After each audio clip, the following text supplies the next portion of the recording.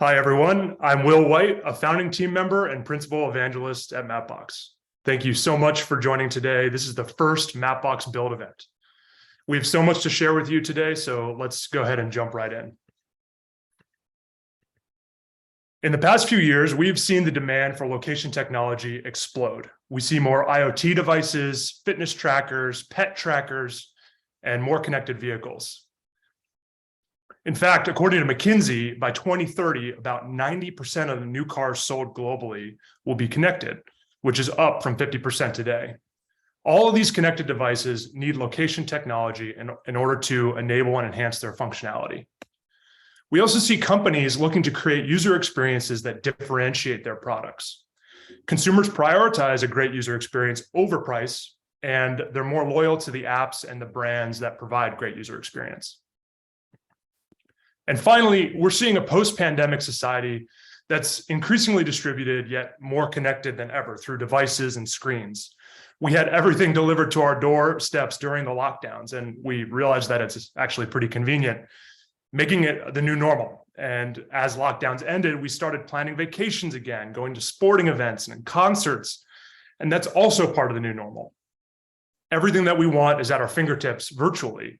But getting groceries delivered or enjoying a hike or something as simple as finding nearby parking still depends on building connections physically. Bridging that gap between virtual and physical, that is what makes location essential. Our questions about location have also become more sophisticated. Is there traffic at that intersection? Is it busy at that restaurant? Can I drive on that road? Do I leave this delivery at the front door or the side door? These are seemingly simple questions, but answering them at scale and quickly requires a sophisticated combination of data, mapping, and navigation. Today, we're going to be sharing the new Mapbox updates that will make it easier to make data-driven decisions, do more with less, and create better user experiences. We'll hear directly from customers about how the updates are having an impact on their business today. And finally, we'll cap off this keynote with Toyota and learn how they're redefining the way customers use technology in vehicles. After the keynote, we'll move to our interactive breakouts where you'll have the opportunity to ask questions and learn from the many experts we have here today. Our customers will deep dive into their implementations during the How I Built This breakout series. And the Mapbox product experts will be available in the Ask Me Anything series. We have a packed agenda today, so let's go ahead and dive right in. A challenge facing many customers is how to use data to make better decisions. For many companies, getting the data is only half the challenge. The other half is then, organizing it. And because location plays a vital role in so many decisions, accurate location data is absolutely key to making better decisions. We created Mapbox Boundaries to give customers the most complete and accurate view of the world to help with decision-making. Mapbox supports multiple worldviews, so customers can easily adapt their product to comply with the often complex regulations that pertain to place names and borders. Today, we're very pleased to announce that we're adding even more data to Mapbox Boundaries with the release of version 4.0. We've added 200,000 new boundaries, meaning your business can make decisions based on more complete and detailed picture of the world. Here to show you how boundaries had a huge impact on sales productivity tools is Varicent Chief Marketing Officer, Marcus Hearn.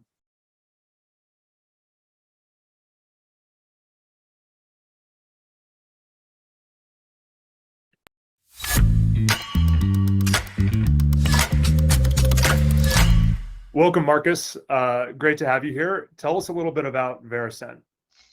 Hey, Will, I'm happy to be here and thank you for having me. Varicent, we're committed to building and delivering solutions that help revenue leaders drive growth. And we do that primarily through the incentive compensation plans they set up and deliver to the sales force to motivate them to succeed, and the sales planning they put in place ahead of time to address territories and quotas that they're going to also hand down to incent those salespeople to succeed, allow them to succeed, and obviously allow the organization to reach its revenue goals. And our newest solution, sales planning, helps sales and operational leaders prioritize the right investments, have smarter goals around their territories to be able to maximize their revenue potential, And sales planning is the one that leverages Mapbox's capabilities to provide a very robust, visually driven, high value experience for territory planning and management for our customers. Got it. I think when I think about sales, I know it's one of the toughest jobs out there. Why are you focusing specifically on sales planning versus some other phase of the sales process? Like, why is planning such a big area of focus, and what are some of the challenges that you see there?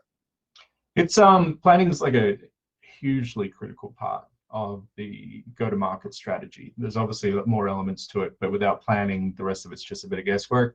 And for us, like, that planning includes account segmentation and scoring, quota and goal setting, territory assignments, even your seller capacity. How many do you have? How far can you spread them, and so forth. And when you build these plans, you're deciding how to focus the seller's efforts to then deliver against their goals, which are, frankly, the revenue goals of the organization. Mm-hmm. And that's, planning to a degree is something that every organization does with sales. But the reality is, like, getting them right, getting these plans right with all these different variables is extremely difficult.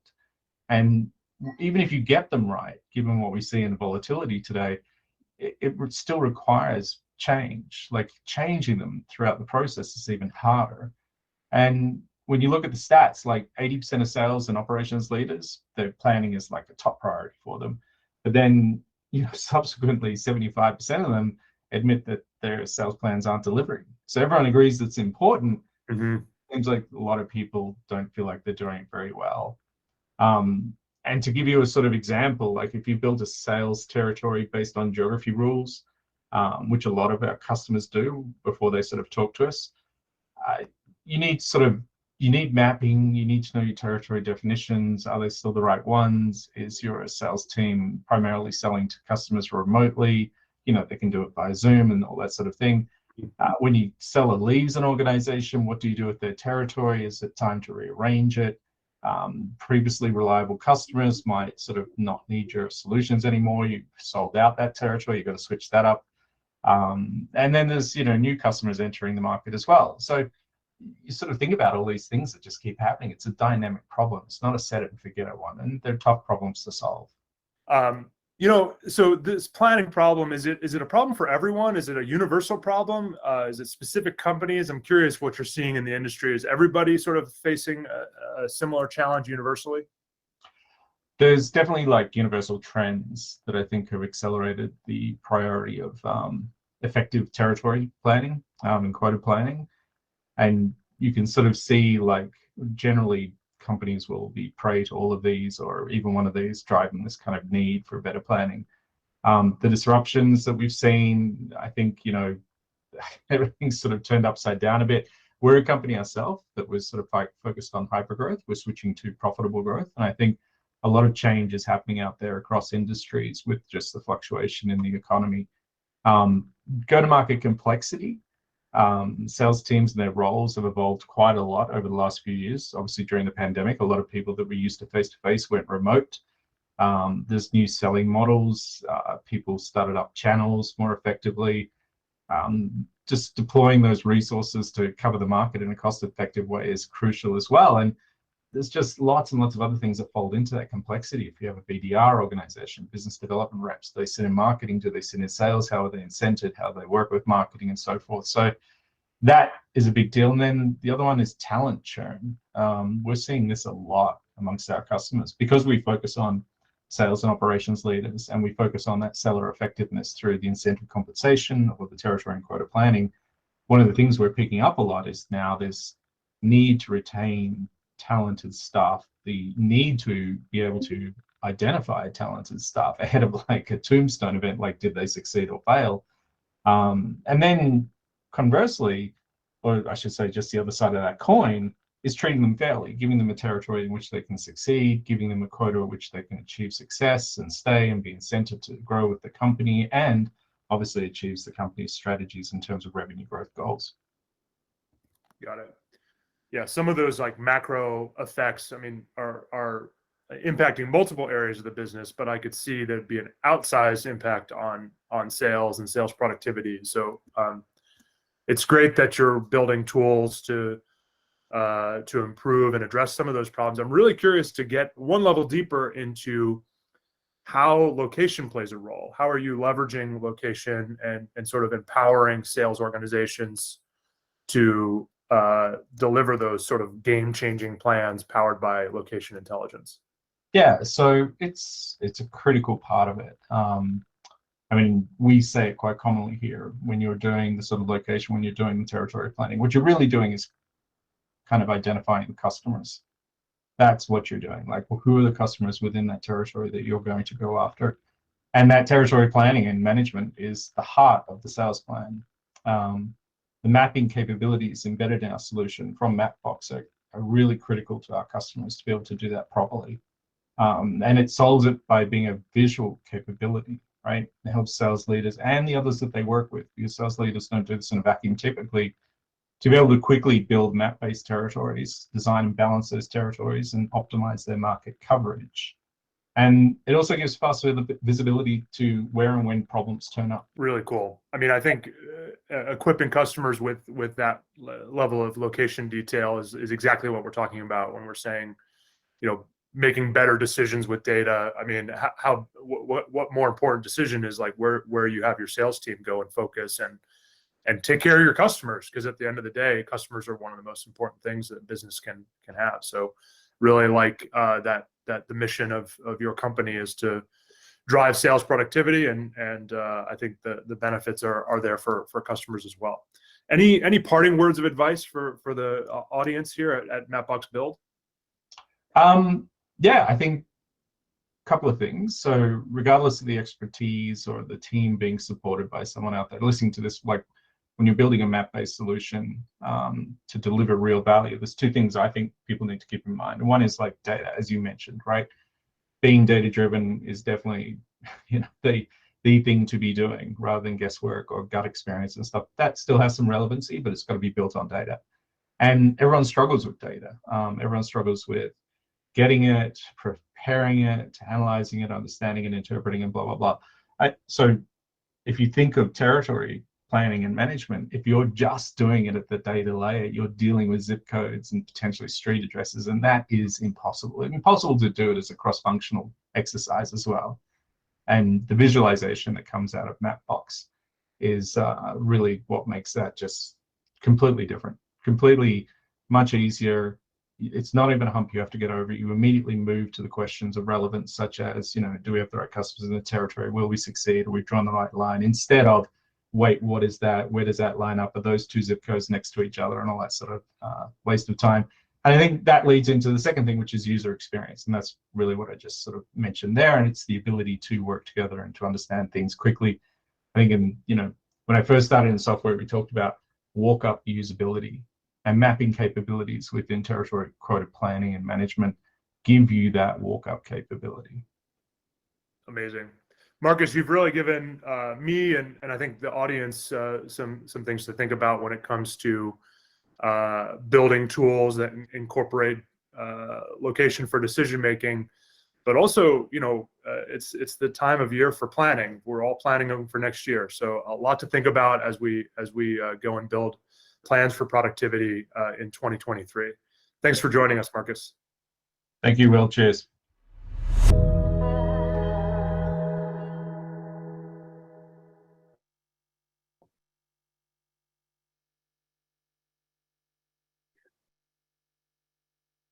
Speaking of data-driven decision-making, a key decision we're probably all familiar with is involving traffic, and more specifically, how to avoid it. What's the best time to leave? What's the best route to take? That's a tough decision. But now imagine you're making that decision a million times a day with thousands of drivers in multiple cities around the world. Delivery companies need dynamic information that reflects the real world as they're moving through it, and as their fleets are moving through it. That's where Mapbox data comes in. Today, we have more than 3.5 million registered developers on the Mapbox platform, and more than 700 million monthly active users contributing over 2.1 billion weekly miles of road data with their applications. That sensor data allows us to apply more than 100,000 updates to Mapbox data every single day. It also allows us to understand the traffic conditions. From there, the Mapbox Matrix API serves up traffic-aware travel times at a massive scale. The Matrix API is an inexpensive, high-throughput API that enables matrix calculations at a low latency. It provides travel times in a form factor that it's easy for logistics companies and taxi companies to integrate into existing backend processes through a simple API call over HTTP. We make these matrix calculations with the same engine that performs turn-by-turn navigation, so planning on the back end matches up perfectly when it comes time for the driver to execute on the plan and follow the guidance on the device sitting on their dashboard. Now, Mapbox has improved how customers can access accurate traffic data. Developers can use the Matrix API and specify any future departure time using the depart at parameter to access travel time estimates based on predictive traffic. This is a really vital feature for delivery companies who plan deliveries in the future. But it's really not just about getting your latest Amazon package or Instacart delivery on time. Understanding how long it takes for people to travel to get critical services can help deliver support to underserved populations. And next, I'd like to invite Andres Chamorro from the World Bank to share how the Matrix API is helping to inform the design of better healthcare networks in the Philippines.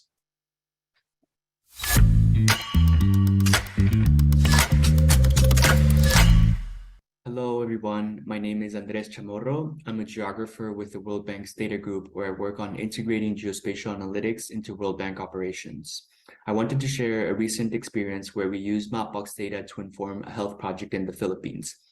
Our analysis was built using the Mapbox Matrix API, which we were able to access thanks to the Development Data Partnership, an initiative that connects private sector data partners to development institutions like the World Bank. The goal of the project was to advise the government of the Philippines on how to prepare and implement more integrated healthcare systems. Currently, the delivery of health services in the Philippines is highly fragmented across different levels of administration, and a lack of coordination leads to several problems, mainly inconsistent access of healthcare. We started with a study of 3 local government units to assess people's access to health services. The Mapbox Matrix API returns travel time between origin and destination pairs, according to different modes of transportation, whether it's walking or driving with traffic, for example. We use the API to estimate the time it takes to travel from every 1 kilometer grid cell in the region to the nearest health facility or hospital. We also use the API to model networks between health facilities of different service levels, like health stations to rural health units to hospitals. This helped us demonstrate a solution for referral pathways. There were several benefits of using the Matrix API for this analysis. It was a big improvement over using just straight distances because it considers the road network. And it also provided more realistic travel time estimates because it incorporates things like traffic. We presented the analysis to the government and local agencies, and it helped frame an initial discussion on what optimal healthcare systems should look like in the Philippines. Other teams at the bank are also using the same data to inform development operations across different sectors. New features of the API, like the depart at parameter, will help us just make better analysis grounded on real scenarios. We were very thankful for the partnership, and I look forward to meeting you later today. Thank you.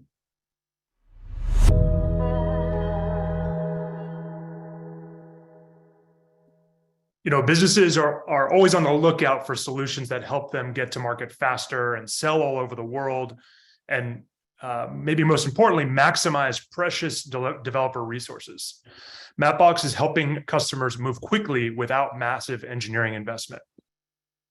Our turn-by-turn navigation SDK is kind of the perfect example. By providing developers the tools to add turn-by-turn navigation to any application, complete with live traffic and incidents, speed limit alerts, voice instructions, a whole range of features that would be challenging and inefficient to build by yourself. Today, we're making it even easier to set up and implement navigation experience with a few lines of code. Mapbox has diligently researched and designed a drop-in UI that's completely turnkey, so developers can get started quickly and then customize over time. This is helping customers with innovative and disruptive ideas go to market faster. We're also announcing co-pilot mode of the navigation SDK. Copilot gives developers the ability to capture detailed information about the trips being made within their application. It allows them to quickly identify problems and troubleshoot issues before their customers even notice. Feedback provided by drivers creates 40% more actionable outcomes by allowing managers to replay a trip, understand driver behavior, and troubleshoot the navigation experience. Here to illustrate just how fast the Mapbox Navigation SDK helps them deliver is JJ Kroc from Picnic, a grocery delivery service headquartered in Amsterdam.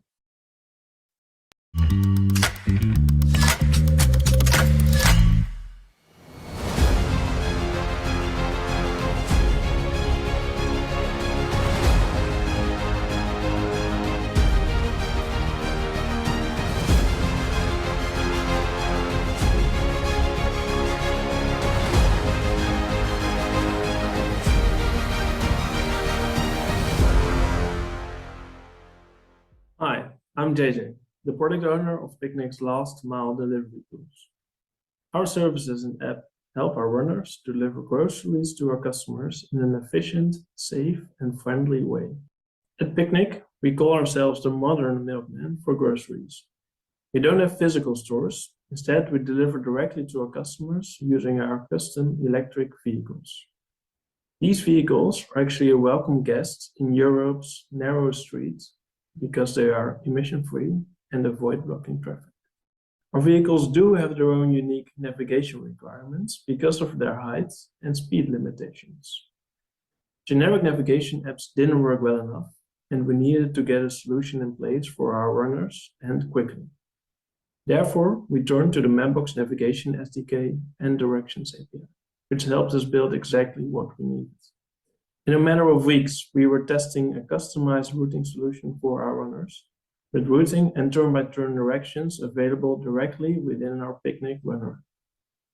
Today, this custom routing and navigation is being used by all our runners, and they're all super excited about it. It is really increasing the accuracy of our trip planning, improving safety, and helping us fill more orders. I'm very much looking forward to trying out new features like Copilot and continuing to build with Mapbox.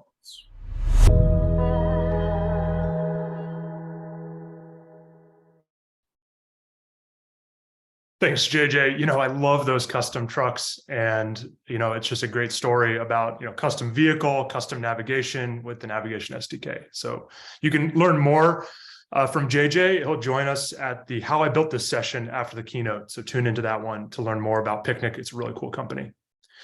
Now, beyond getting to market faster, we've heard from customers that they want to expand into new markets and go global quickly.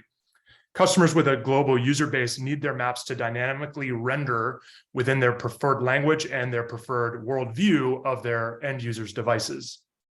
I touched on this a little bit earlier when I was talking about boundaries, but worldviews allow customers to easily adapt their product to comply with the local regulations related to place names and borders. Today, customers can localize their maps in Studio, but it's kind of complex and time-consuming because developers must create potentially hundreds of individual custom styles for every combination of language and worldview that they need. With our new internationalization features, localized maps now dynamically render at runtime, helping to eliminate the hundreds of custom styles you once needed. And we've added 21 new languages. That's a total of 34 languages we now support. And we also have 4 new worldviews, bringing us to a total of 8. This dramatically improves your global user experience while saving days of coding and style management on the back end. It also means businesses can expand their apps and services into new global markets faster while easily meeting the language and regulatory requirements. This capability is in private preview right now, and it will be generally available in Q1 of 2023. If you're interested in this and trying this, join us at the Maps Ask Me Anything breakout session in a little bit. In the competition for customers, an amazing UX is one of the most powerful tools you can have. Forrester recently reported that for every $1 invested into UX, $100 is returned. And user experience is something that we are obsessed with at Mapbox. It's core to our products. Our next announcement is about Globe View.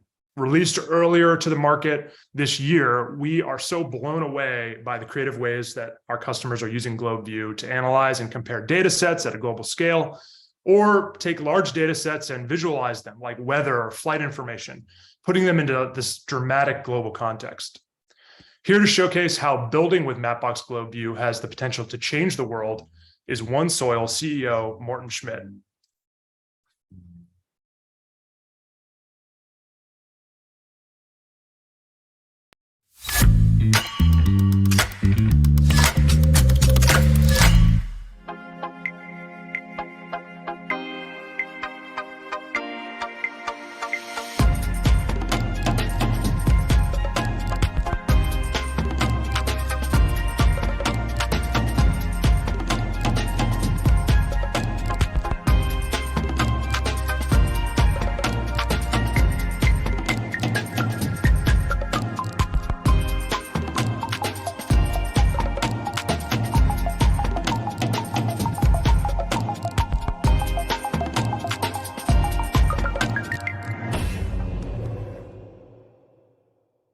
Hey, Morten, thanks for joining us. Tell us a little bit about OneSoil. Hi, Will. So thank you, first of all, for inviting me. So at OneSoil, we are really excited about agriculture. We're excited about new technology for precision farming, about artificial intelligence and data. And at the same time, we want to make a world that's a better place to live in. So OneSoil's mission is to develop digital solutions to make farming more profitable for the farmers, and at the same time to help save the planet. So our farmer application is a digital solution allowing farmers to treat their fields according to each field's heterogeneous properties. So that is, in fact, more than 70% of all fields in the world are heterogeneous. So that means that plants develop differently in different parts of the field. And our solution, it measures and analyzes the in-field variability and then provides a prescription for a variable application of seeds, fertilizer, chemicals. And we do all this based on satellite remote sensing and Magic AI. Amazing. I mean, coming into this, it sort of seemed like farming was the furthest thing from high tech, but it really sounds like you've helped to usher in a new era of precision farming techniques, and like you said, using satellite imagery, AI, machine learning, and data. Tell me about how farmers are adopting the tech.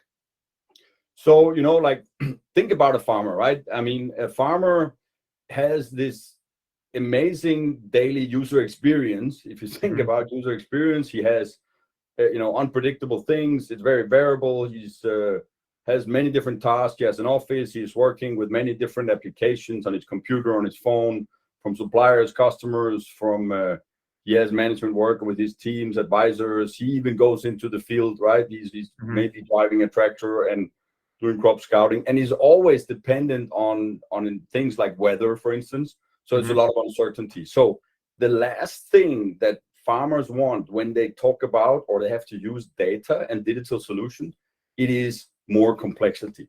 Yeah. So basically, the considering this daily UX challenge of farmers providing solutions in an easy to use way is super critical, and to make the, let's say, actual impact of the content of the application. And the content OneSoil has is technical, it's agronomic, it's engineering driven solution, but the application itself has been developed together with and by really design professionals, and also with inputs from many thousands of farm users that have been using the app over time, and basically the focus on making it very easy to use everywhere on any device.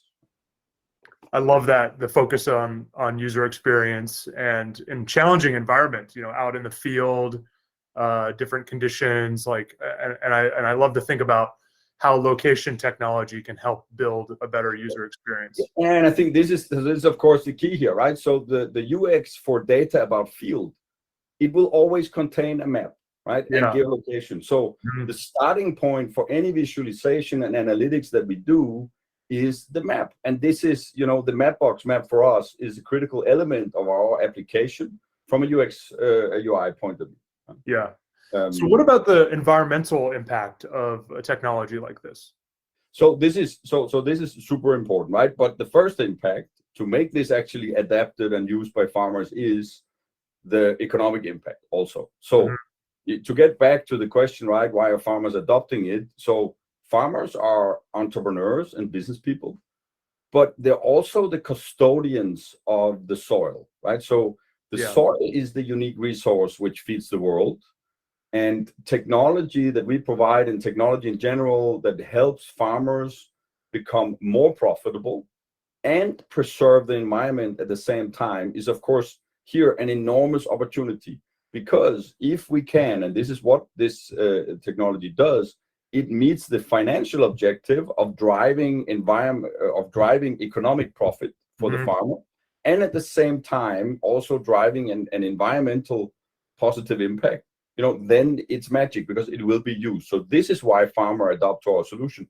It helps them earn more, but at the same time, it also helps them reduce their environmental emissions, which is, to the questions you just asked, right? Yeah, it's highly aligned. It's like win-win, right? So it Exactly. helps save money. It helps make the farming operation more efficient, but also helps the environment.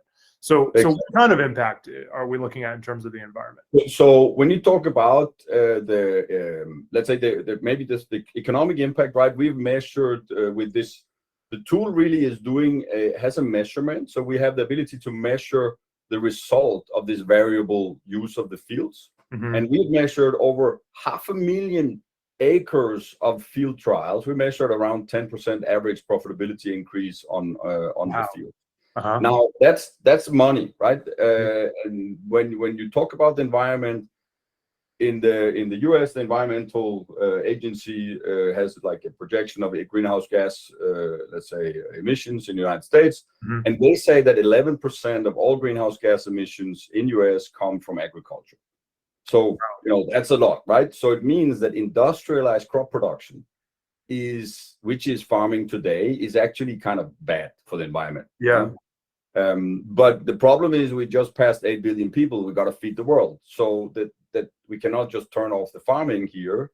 So, however, glass half full, half empty, right? So agriculture is, at the same time, it's a bad guy. It's also an enormous opportunity and potential, because if we get it right, we can actually sequester greenhouse gases using the natural processes and potential plant growth and soil regeneration to basically put carbon back in the soil and to reduce the surplus emissions that agriculture is doing.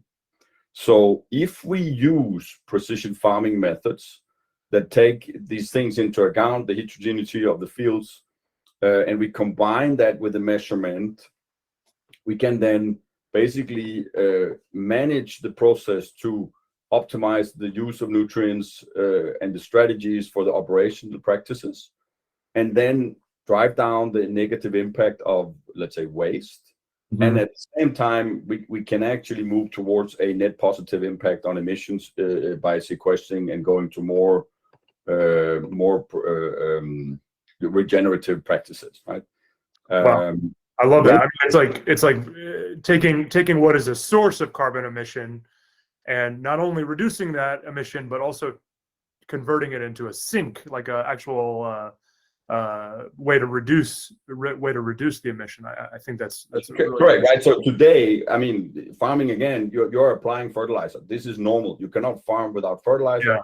And basically, the excess nitrogen fertilization that is being done is really a bad guy, because nitrogen, which is not being used by the plants, it basically reacts with the air and turns into N2O. And N2O is a greenhouse gas which has an effect which is almost 300 times worse than CO2. Wow.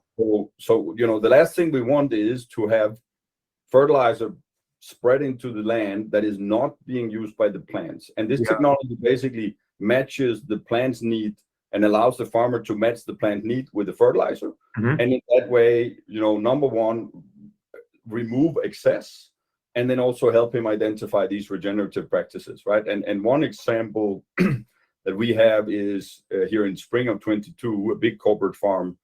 They used the 21 results to change their nitrogen fertilizer application rates, saving 200 tons of nitrogen. And they did this on 18,000 acres of cornfields. And 200 tons of nitrogen, that equates to 75,000 tons of CO2 emissions. So it's not small numbers we're talking about if we get. That's amazing. I mean, the impact is, I mean, the opportunity, that's just one farm, that's just one partner, right? So of course, 18,000 acres is a big farm, but yeah, but yes, it is. I mean, there's 1.3 billion hectares, so I guess that's 3-4 billion acres of agricultural land in the world. Big opportunity.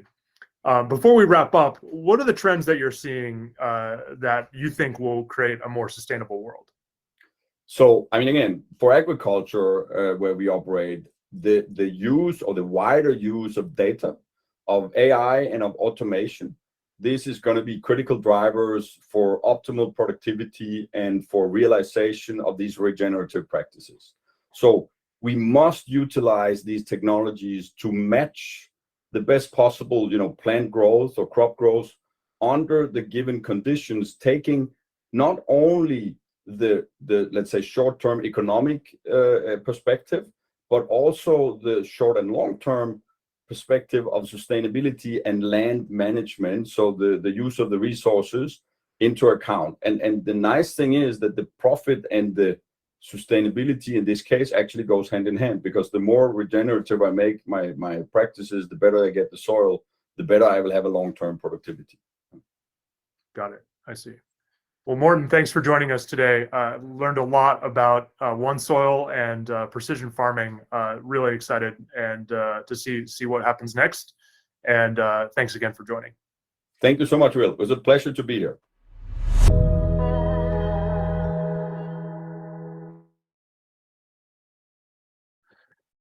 Customers always tell us that they appreciate Mapbox's extreme attention to detail and commitment to cartographic quality in our core map styles.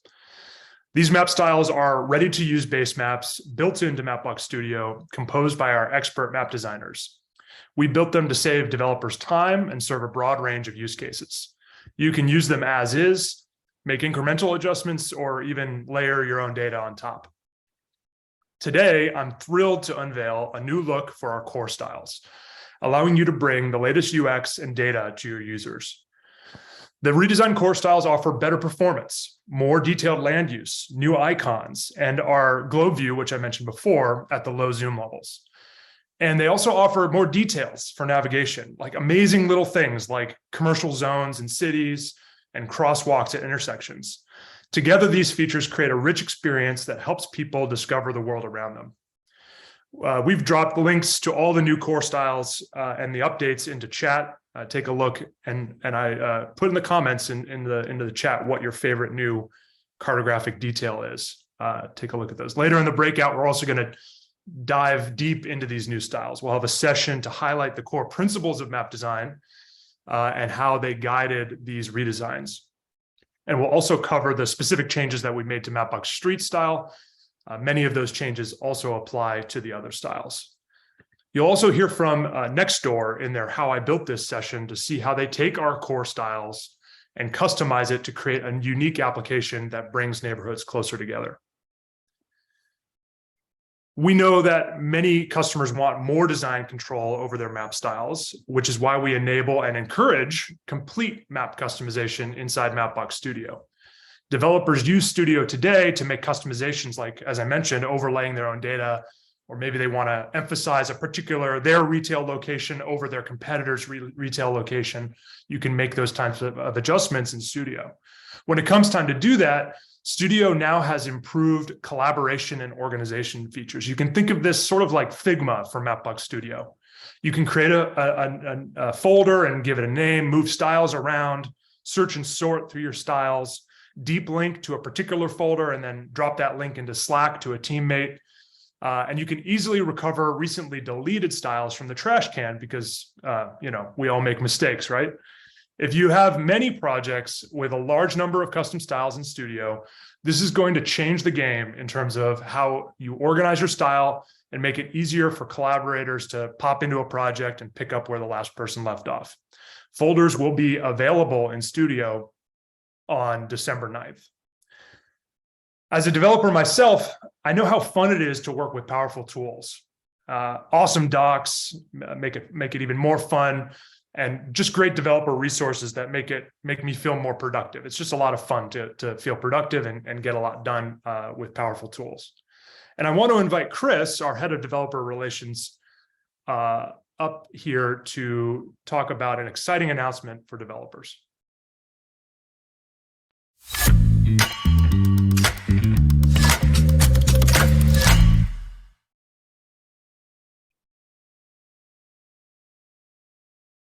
Thanks, Will. I've been building and teaching with Mapbox tools for years. I've consistently been delighted by the Mapbox documentation, examples, and resources. Whatever you're building, there's enough content to get you on your way quickly. As head of developer relations at Mapbox, I serve as an ambassador between the company and our developer community, and I'm here to build on this great foundation of providing a best-in-class developer experience for you and your team. You can see more on our developer landing page, but I want to point your attention to a developer event in a city near you. Our in-person developer meetups kick off in 2023 and will feature technical presentations from Mapbox developers and customers. Scan the QR code and bookmark this page and get more information. So also let us know if you'd like to present.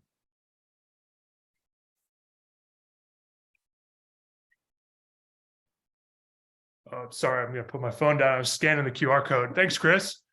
We're living in a time when winning the hearts and minds of customers requires stunning, precisely designed and intuitive user experiences. Our next guest comes from a company that deeply understands that.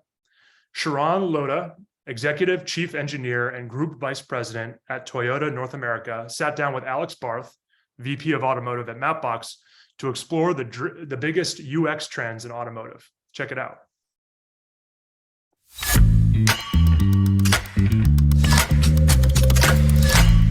Sharon, hi. And hi, everyone. I wanted to welcome Sharon Lota. He's the Executive Chief Engineer and Group Vice President for Connected Technologies at Toyota Motors North America. Sharon, there's a lot of work that we're doing together we've done over the last few years, so very excited to have you here today. And to get started with, why don't you tell our audience a bit about your role at Toyota and how you're driving change? Excellent. Alex, hey, thanks for having me. Mapbox, thanks for having me. It's an absolute pleasure to be a part of this big event. In terms of Toyota and what do I do, I think you already gave the titles. Really doesn't explain much, right? I think in a nutshell, my daily goal is to deliver a great connected user experience for our customers. How I measure that is, how do we measure it? It's got to create delight, got to create smiles. And there's a lot of different user experiences we can talk about.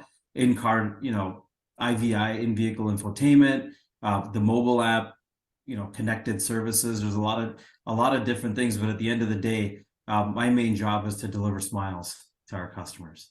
That's fantastic. And, and maybe in this context, could you share how Mapbox is partnering with Toyota Motors North America now, and what do you see for the future? Absolutely. I mean, the partnership, it's evolving.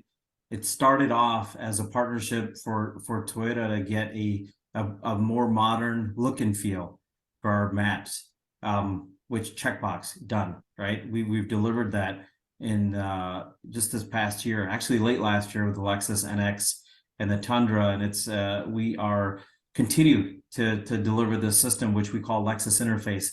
On the Lexus side and in Toyota, it's just Toyota Multimedia, but the next year or so, year and a half, we're going to have this in all our models. But getting that great look and feel for maps is what we did with Mapbox, and then we're continuing to evolve that as we go. It's a strong partnership is how I'll leave this question.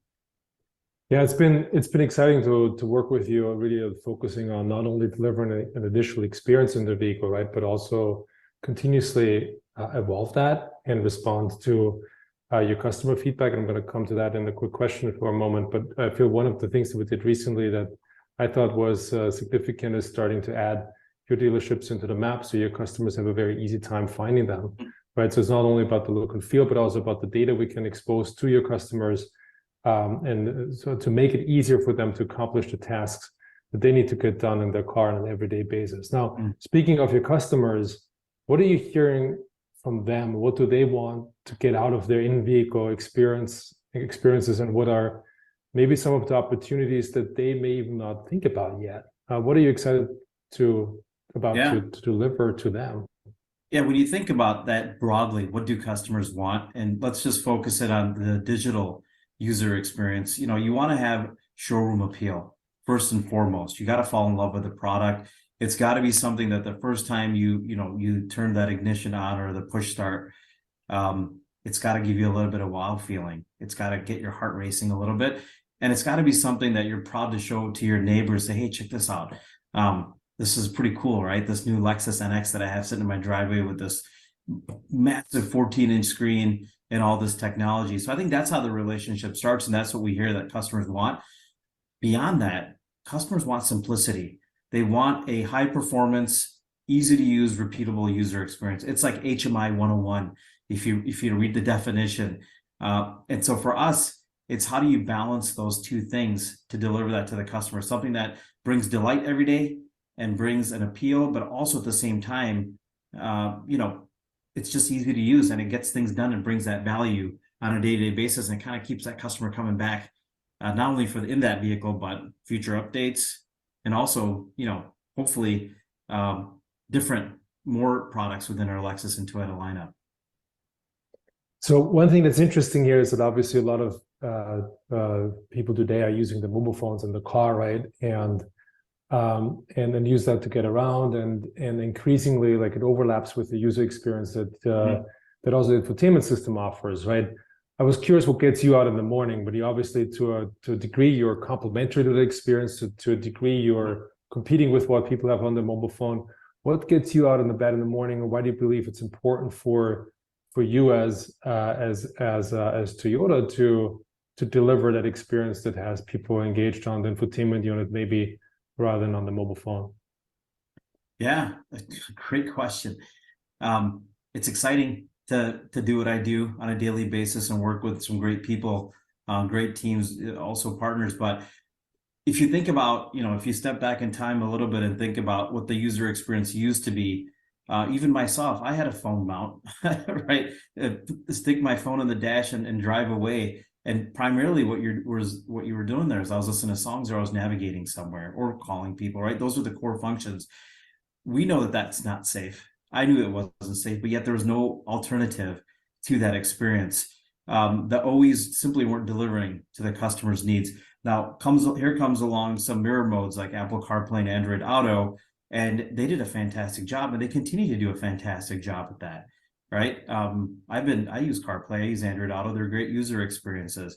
But from an automotive OE perspective, we have to think more deeply to say, okay, mirror modes are good, but how do you deliver a more cohesive, connected user experience for the whole vehicle, including vehicle data and other things that the customers would get a better relationship with their vehicle and a better product? So that's kind of where my daily mission comes in, is how do we deliver something that's on brand with Toyota? And it's not necessarily to say, hey, we're competing against Apple or Google, and we partner with those companies as well, along with Mapbox. So it's a complex ecosystem, but for us, how do we deliver a great user experience for our customers that the customers are essentially in one metric to measure? They just fall in love with it, and they give us good reviews, and they come back to the experience. So that's, in a nutshell, that's what drives me. There's a big shift behind this, right? Obviously, like, Toyota has a big history in delivering excellent product with a huge culture of continuous improvement. Now in the software world, these improvement cycles are increasing a lot. And you and I talk a lot about this concept about continuous enhancement of the user experience in the vehicle, and how that's something that also we, frankly, as a company, want to enable very, very specifically to, for Toyota to be able to do so, right? Now, there's a big shift for you, I'm imagining, as a team, and how you set yourself up to execute on delivering continuous improvement on a software level rather than on a hardware level. Can you let us in a little bit on that, what this feels like from the inside? at Toyota, what are some of the challenges and opportunities that you're seeing there in terms of creating a software architecture that delivers an excellent user experience? What are the things that you need to change and need to double down on for that to happen at Toyota? Yeah, I think before we begin anything on the digital side, we look at any great corporation should look at its core values and what are the core things that got us where we are, and we shouldn't just throw those away. For Toyota, it's continuous improvement, respect for people, but it's this whole idea around, building something with great QDR, and QDR is, acronym for quality, dependability, reliability. So we stick to those core values at first and say, hey, we build cars that literally cannot be destroyed, right? I think everybody's probably seen the Top Gear episode with the Hilux. You can't kill the thing. So the point is, so can those principles also be applied to the digital world as well? And that's what we've tried to do.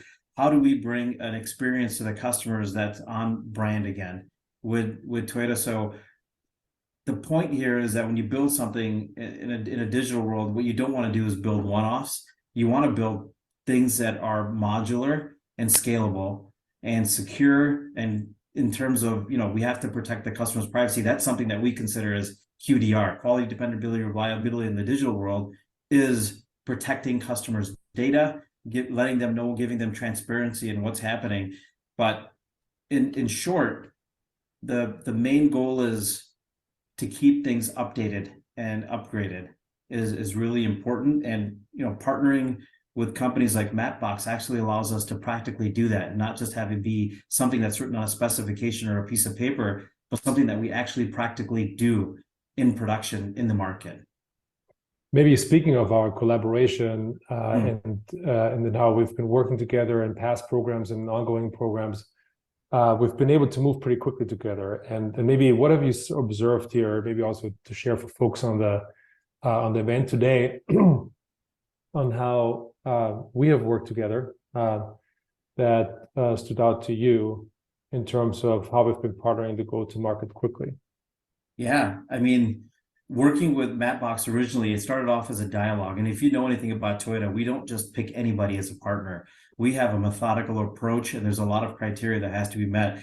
But early on, I remember some of the discussions, Alex, that we had with other, other people at your company, was this product and this vision about, it's not just about better looking maps, good looking maps, or, having this kind of appeal, but the actual technology behind it, the updatability. So I remember maybe like 2 years, year and a half ago, we're doing media. It's probably 2 years ago now. We're doing media discussions about, hey, what's this navigation, or what's this system that we're rolling out there called Lexus Interface? And one of the things I said is, hey, and we have fully cloud-based maps that are updatable and upgradable. And probably in a couple of years, we're probably going to do something.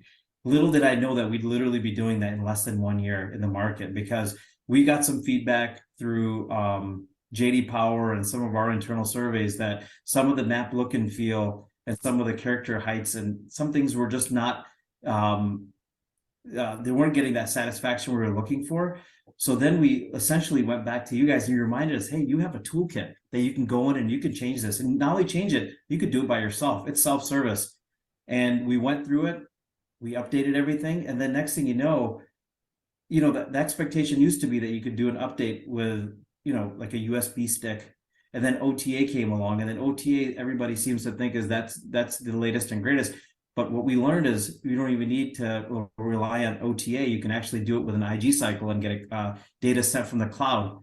And the next time you start your car, voila, everything's updated. And we actually did that push just about, I think 2 weeks ago now, went flawlessly. And I think that amazed some people within our organization that we were able to do that and not have to wait a year. So really cool.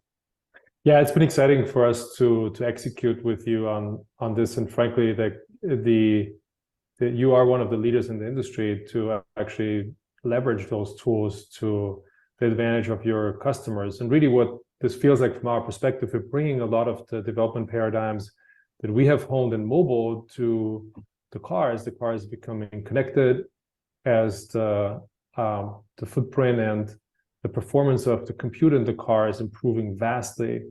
We can bring some of the same development approaches from mobile into the car, and obviously adapt them to the automotive development cycle and the automotive requirements.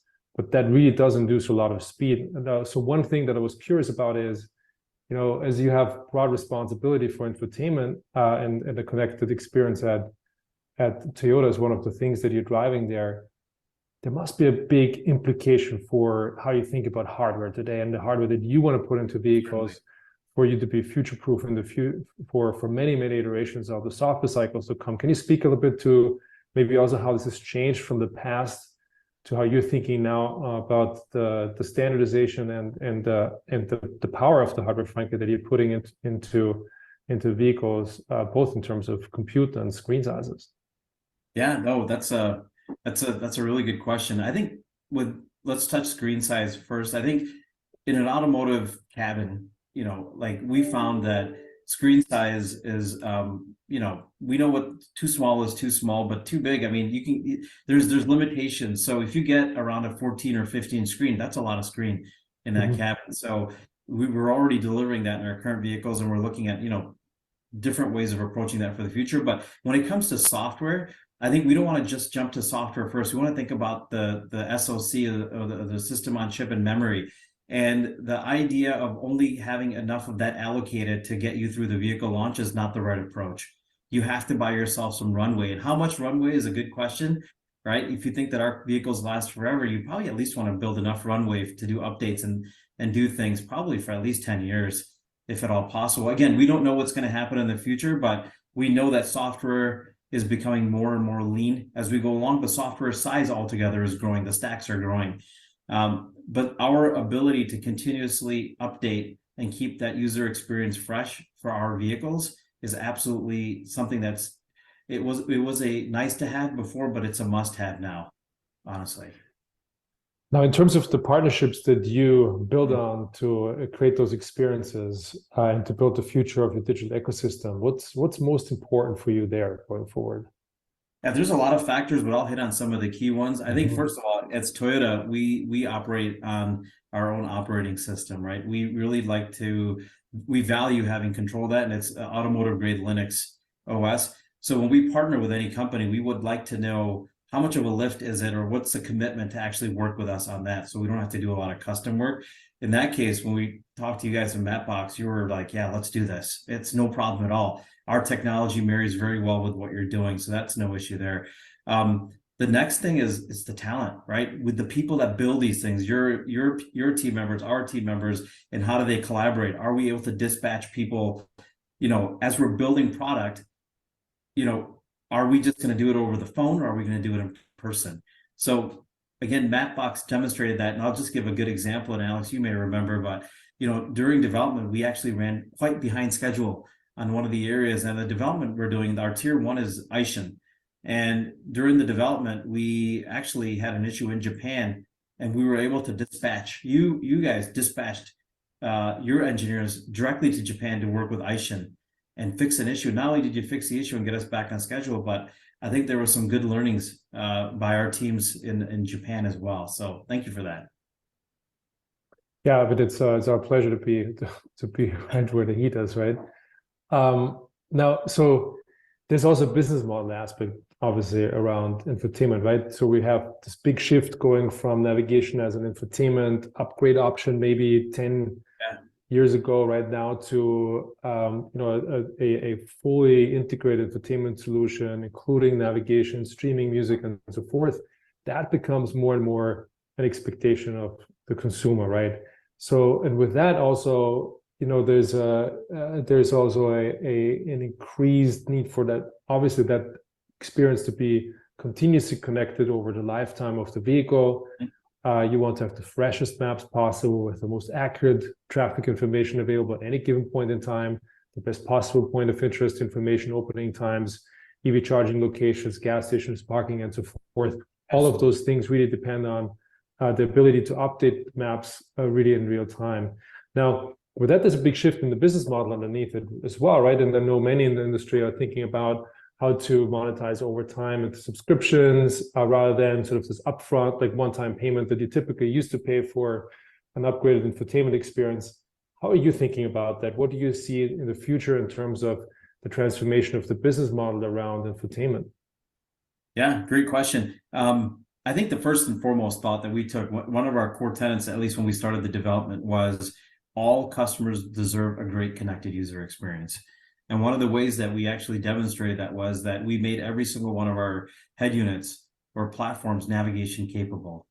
That took quite a bit of investment and a lot of convincing actually within our company, to our finance divisions and people that measure, vehicle pricing, profitability, and things like that. But we were convinced that location-based services and navigation is an entryway, a gateway per se, to having a great connected user experience. Without that, you really don't have anything. So we did that. Beyond that, now you start thinking about, okay, so it's there, but obviously there are some operational fees and licenses and things that you have to pay out to keep the thing running. Navigation is something that has to be kept fresh. If it's not kept fresh, or if it's not updated, it's something that, it doesn't do you any good, sending you down the wrong road, right? Especially in an area where I live in Dallas, there's new roads popping up all the time. Heck, when I moved here, my street where I live wasn't even on Google Maps. So it's changing that fast. So then we start thinking about that, and we start modeling things. And the whole point is, of course, revenues and value chains, or however you want to say it, are quite important, but we want to do right by the customer. And we would like to bring them value where it aligns with our values. So we're not there yet with navigation. Right now, navigation is a trial-based service for us, right? Whether it be a Lexus for 3 years or a Toyota in three years or 1 year, depending on which model you get. We have demonstrated in other areas like Safety Connect, which is kind of like your emergency call. If you get in an accident, it'll do it by itself. We were able to recently extend that on this new platform for up to 10 years. That's industry leading. So that's kind of give you an idea of how we're thinking inside Toyota. And, we're always, we got a lot of Excel sheets where we're doing a lot of math and trying to figure out how do we deliver the most value to our customers where they expect it. So actually that, you asked me early on, what gets you out of bed in the morning? You shouldn't say an Excel sheet is there, but it is an exciting part of our day-to-day to figure out ways that we can actually deliver more than the customers even expect. So great question. Thanks for that one. Now, speaking of the future, right, as you're thinking about the next generation of vehicles, what excites you? Where do you see the in-car experience going? Yeah, no, there's a lot of excitement here. There's excitement and then there's hype as well, right? If you think about, this on a spectrum of, everything is fine the way it is, I'm just going to plug in my CarPlay and everything's good, to, hey, these cars are going to be driving themselves and flying cars and all this stuff. Kind of like to think of it all, but in the typical Toyota way, thinking about things practically and in balance, people are going to be driving their cars and interacting with meter clusters, head-up displays, navigation units for quite a long time. And in that sense, what excites me is our ability to expand the user experience that we brought for our infotainment, including Mapbox and a lot of great partners, making that spread not only to the cockpit, but actually outside of the vehicle, to inside your home, and how you interact with your vehicle when you're in your home, and when you even park your vehicle and you go walk somewhere to get a coffee and you come back. I think there's a lot of possibilities there for us to keep growing the ability, and I'll close it with this, kind of like the smiles for the customer. We want to wow them and give them an unexpected experience where they didn't expect it. And to me, that's where Toyota and Lexus are going. And that to me is quite exciting. Thank you, Sharad. It's really an honor to have Toyota built with Mapbox and have you here at the event share some of the experience that you've had along the way and your vision for the future. Thank you so much. It's been my pleasure. And thanks, Mapbox. Really, really appreciate you and everything you do. Thank you.